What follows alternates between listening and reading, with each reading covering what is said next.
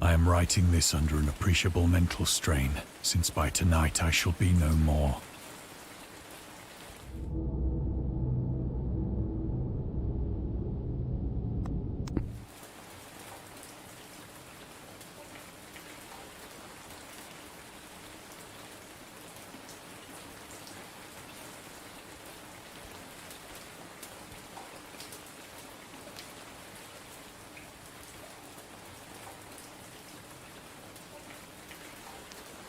Penniless, and at the end of my supply of the drug which alone makes life endurable, I can bear the torture no longer, and shall cast myself from this garret window into the squalid street below.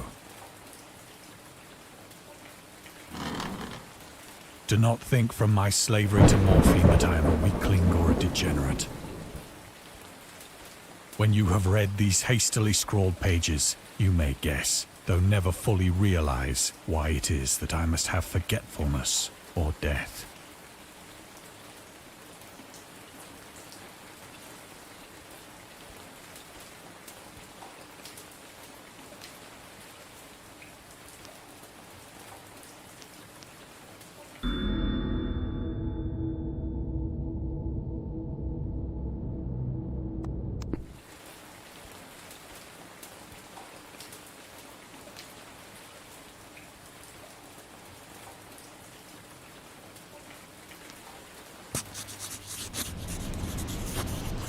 It was in one of the most open and least frequented parts of the broad Pacific that the packet of which I was supercargo fell a victim to the German sea raider.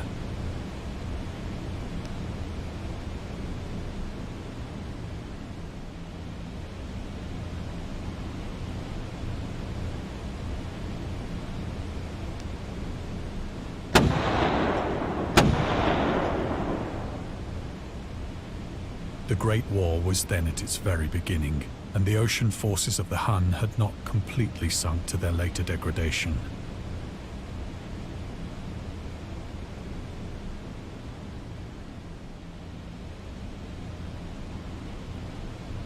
So that our vessel was made a legitimate prize, whilst we of her crew were treated with all the fairness and consideration due us as naval prisoners.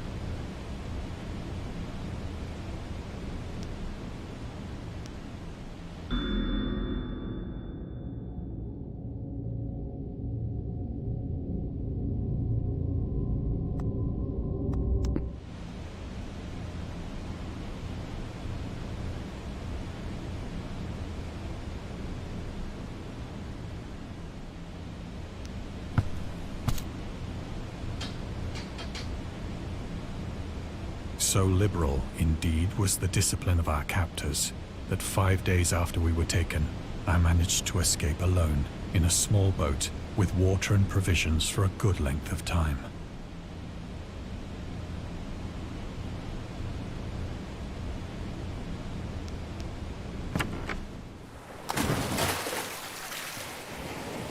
When I finally found myself adrift and free, I had but little idea of my surroundings. Never a competent navigator, I could only guess vaguely by the sun and stars that I was somewhat south of the equator. Of the longitude, I knew.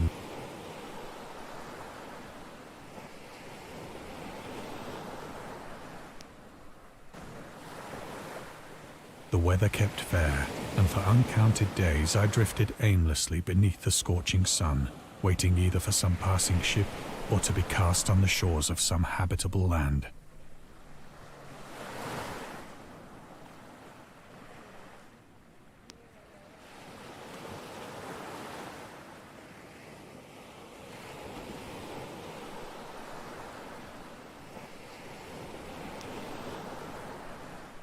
But neither ship nor land appeared, and I began to despair in my solitude upon the heaving vastness of unbroken blue. The change happened whilst I slept. Its details I shall never know, for my slumber, though troubled and dream-infested, was continuous.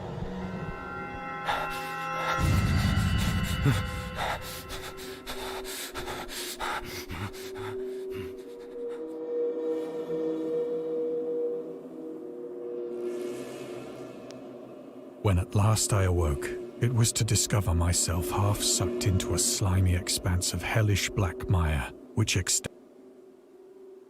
and in which my boat lay grounded some distance away. Though one might well imagine that my first sensation would be of wonder at so prodigious and unexpected a transformation of scenery, I was in reality more horrified than astonished. For there was in the air and in the rotting soil a sinister quality which chilled me to the very core. The region was putrid with the carcasses of decaying fish and of other less describable things which I saw protruding from the nasty mud of the unending plain. Perhaps I should not hope to convey in mere words the unutterable hideousness that can dwell in absolute silence and barren immensity. There was nothing within hearing and nothing in sight save a vast reach of black slime. Yet the very completeness of the stillness and the homogeneity of the landscape oppressed me with a nauseating fear.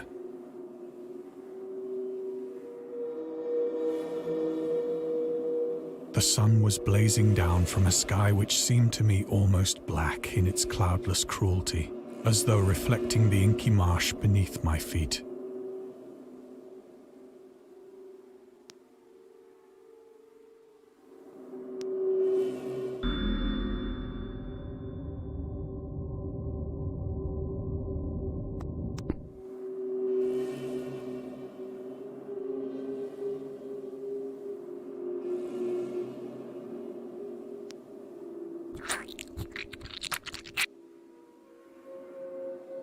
As I crawled into the stranded boat, I realized that only one theory could explain my position.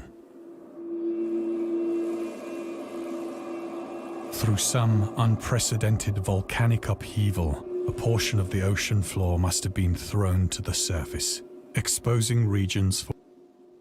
So great was the extent of the new land which had risen beneath me that I could... Nor were there any seafowl to prey upon the dead things.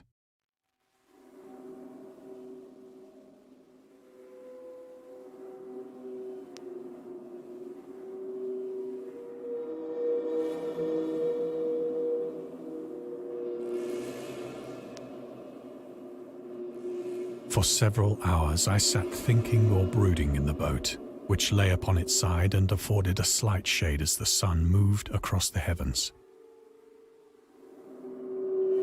As the day progressed, the ground lost some of its stickiness and seemed likely to dry sufficiently for traveling purposes in a short time.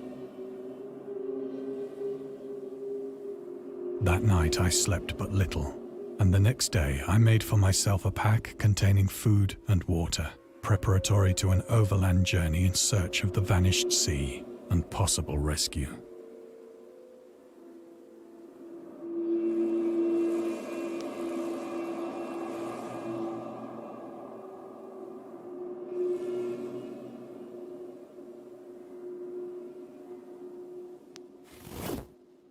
On the third morning, I found the soil dry enough to walk upon with ease. The odor of the fish was maddening, but I was too much concerned with graver things to mind so slight.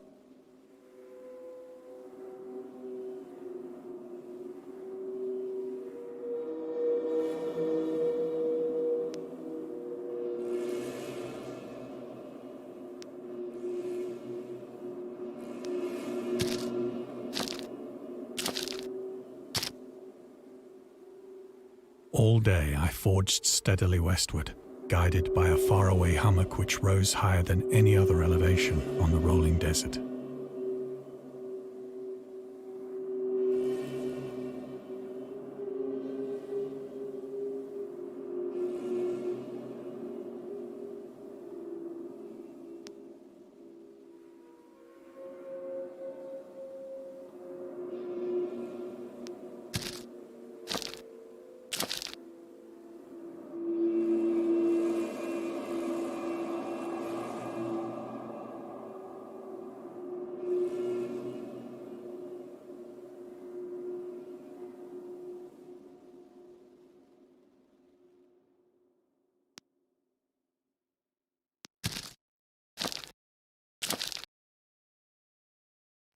That night, I encamped, and on the following day still travelled toward the hummock, though that object seemed scarcely nearer than when I had first espied it.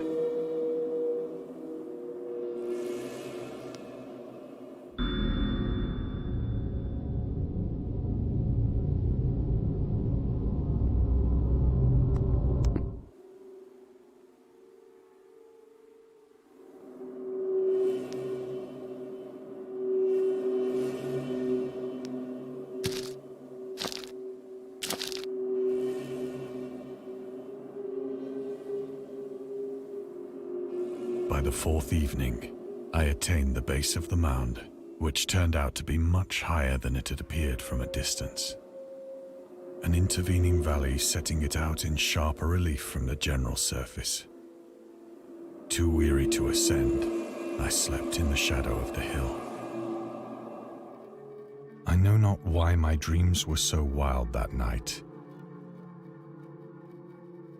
But ere the waning and fantastically gibbous moon had risen far above the eastern plain,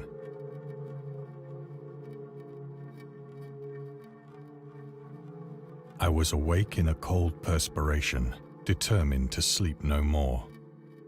Such visions as I had experienced were too much for me to endure again, and in the glow of the moon I saw how unwise I had been to travel by day.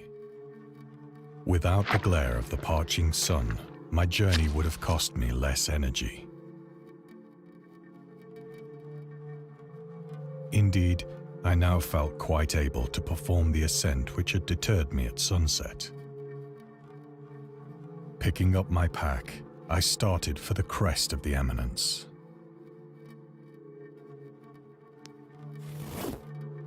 I have said that the unbroken monotony of the rolling plain was a source of vague horror to me.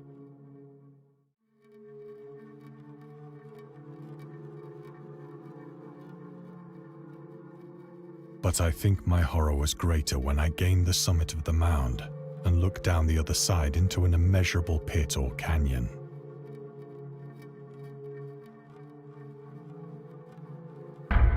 Whose black recesses the moon had not yet soared high enough to illumine. I felt myself on the edge of the world, peering over the rim into a fathomless chaos of eternal night. Through my terror ran curious reminiscences of Paradise Lost, and of Satan's hideous climb through the unfashioned realms of darkness. As the moon climbed higher in the sky, I began.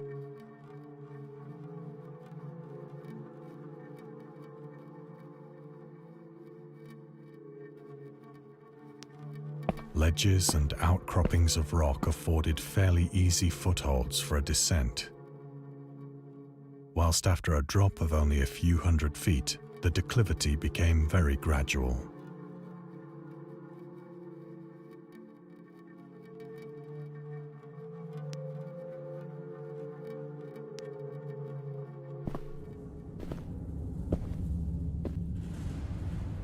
Urged on by an impulse which I cannot definitely analyze, I scrambled with difficulty down the rocks and stood on the gentler slope beneath, gazing into the Stygian deeps where no light had yet penetrated.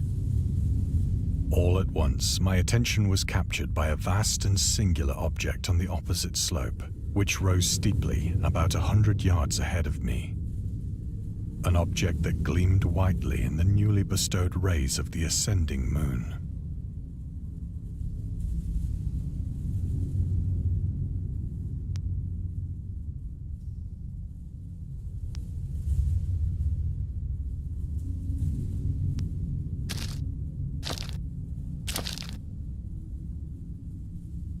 That it was merely a gigantic piece of stone, I soon assured myself. But I was conscious of a distinct impression that its contour and position were not altogether the work of nature. A closer scrutiny filled me with sensations I cannot express.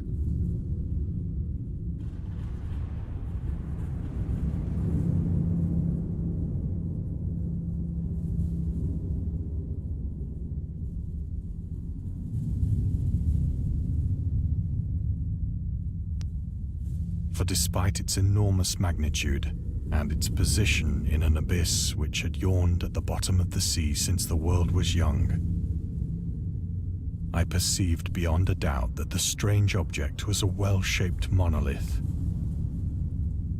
whose massive bulk had known the workmanship and perhaps the worship of living and thinking creatures. Dazed and frightened, yet not without a certain thrill of the scientist's or archaeologist's delight, I examined my surroundings more closely.